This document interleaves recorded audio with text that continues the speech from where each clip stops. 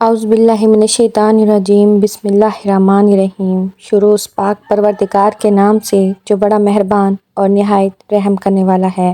معزز حامین، السلام علیکم ورحمۃ اللہ وبرکاتہ۔ حضرت شعیب علیہ السلام نے ہر ممکن کوشش کر لی کہ کسی طرح اپنی قوم کو اعمال بد سے بچا کر راہ راست پر لے آئیں، لیکن جب انہوں نے دیکھا کہ یہ قوم اپنے کفر و شرک پر مصر ہے اور ان پر واضح نصیحت کا کوئی اثر نہیں ہو رہا تو کہا، اچھا تم اپنی ڈگر پر چلتے رہو، عن قریب تمہیں جھوٹے سچے کا اور اس بات کا رسوا کن عذاب کا مستحق ہونا پڑے گا۔ تم لوگوں کو علم ہو جائے گا، تم انتظار کرو، میں بھی تمہارے ساتھ منتظر ہوں۔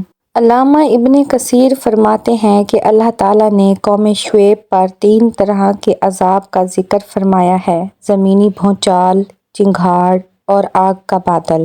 اللہ تعالیٰ فرماتا ہے، پس ان کو زلزلے نے آ پکڑا سو وہ اپنے گھروں میں اوندھے کے اوندھے پڑے رہ گئے۔